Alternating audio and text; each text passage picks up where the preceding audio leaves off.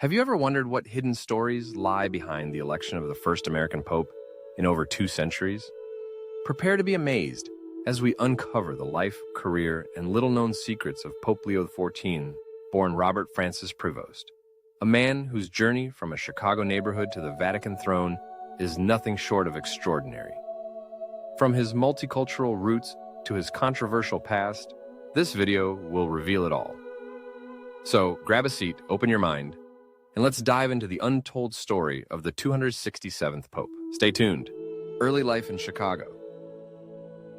Pope Leo XIV, originally named Robert Francis Prevost, entered the world on September 14, 1955, in the bustling Bronzeville neighborhood of Chicago, Illinois. The son of Louis Marius Prevost, a World War II Navy veteran of French and Italian descent, and Mildred Martinez Prevost, a dedicated librarian with Spanish heritage, Robert grew up in a home rich with cultural diversity. His Creole background, blending European and Latin influences, shaped his early worldview. Raised in the tight-knit St. Mary of the Assumption Parish, young Robert found solace in singing with the choir and serving as an altar boy, displaying an innate spiritual curiosity.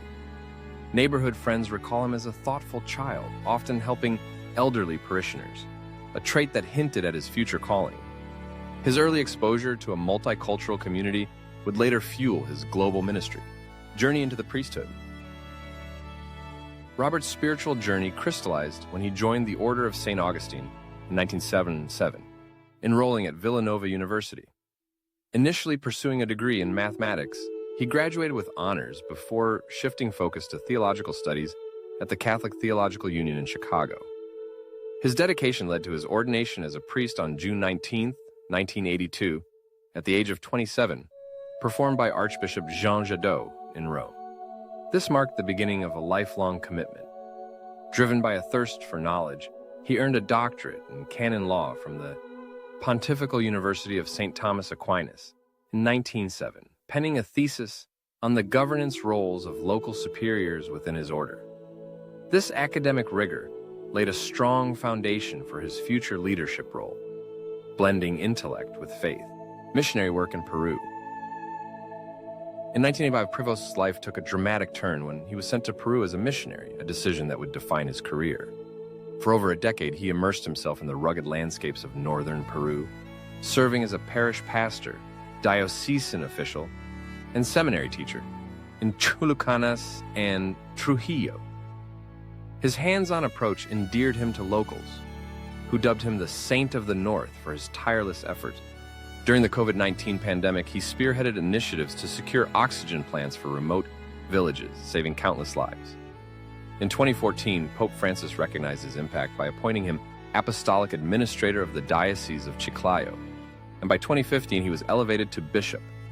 This period solidified his reputation as a compassionate leader with deep ties to Latin American Catholicism. Rise to Vatican leadership. Prevost's ascent continued when Pope Francis called him back to Rome in 2023, appointing him prefect of the dicastery for bishops, a pivotal role overseeing the appointment of bishops worldwide. This position showcased his administrative prowess and strategic vision.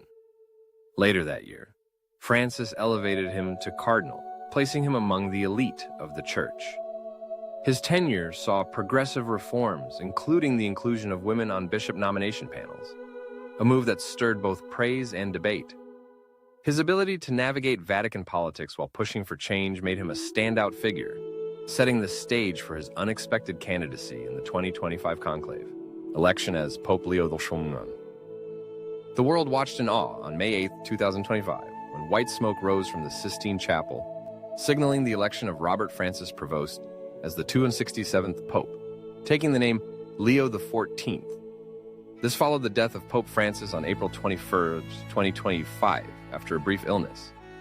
The conclave of 133 cardinals, after several ballots, chose Prevost, marking him as the first American pope since the nation's founding, and the first from the Augustinian order.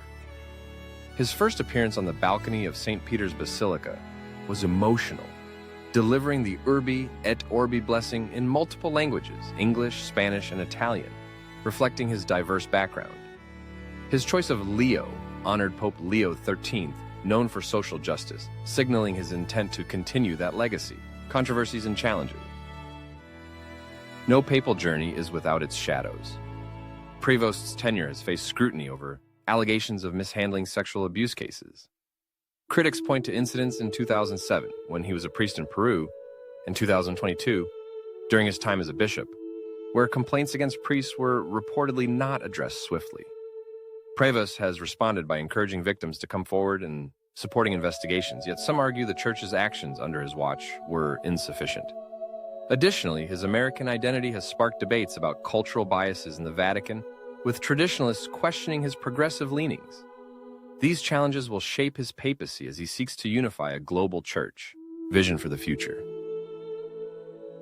Pope Leo XIV has outlined a vision of a missionary church rooted in dialogue, charity, and inclusivity. In his inaugural address, he called for building bridges across cultures and continuing Pope Francis's emphasis on the marginalized. Fluent in English, Spanish, Italian, and some Quechua from his Peru days, he aims to connect with diverse Catholic communities worldwide. However, balancing progressive reforms, such as greater lay involvement, with conservative expectations will be a delicate task.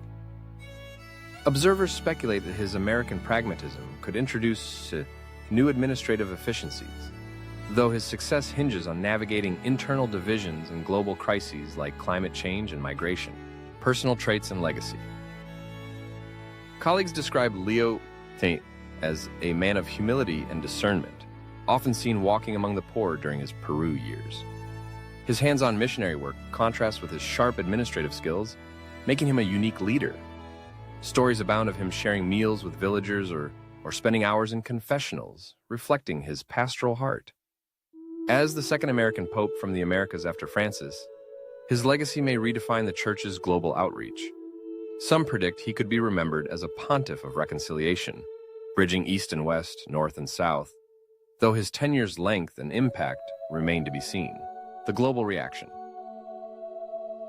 The election of Leo XIV has elicited a wide range of reactions. In the United States, Catholics celebrated the historic choice, with Chicago hosting parades in Bronzeville. Latin America hailed his Peru ties, while Europe expressed cautious optimism about his reforms. Social media buzzed with hashtags like #Pope Leo XIV and #First American Pope, though some conservative blogs questioned his eligibility due to his nationality. International leaders, including the U.S. President and the Peruvian Prime Minister, extended congratulations, signaling his potential influence on global diplomacy. This diverse response underscores the weight of his new role. Unknown aspects and speculations. What remains untold about Leo XIV? Rumors swirl about his personal life. Some claim he nearly left the priesthood in the 990s due to burnout, only to be persuaded by a mentor. Others speculate about unpublished writings from his Peru days, possibly revealing deeper theological insights. His love for jazz music, a nod to his Chicago roots, has also surfaced, with Vatican insiders joking he might bring a saxophone to the papal apartments. These anecdotes, though unverified, add intrigue to his persona, leaving room for future revelations as his papacy unfolds. Thank you so much for joining us on this incredible journey into the untold story of Pope Leo XIV, born Robert Francis Prevost. We've explored his life from Chicago to the Vatican, his challenges, and his vision for the future. What are your thoughts on this new pontiff? Do you see him as a reformer or a traditionalist? Share your opinions with us in the comments below. We'd love to hear from you. If you found this video fascinating, please like, share, and subscribe to the Faith and Life channel for more inspiring content. Stay blessed, and we'll see you in our next video.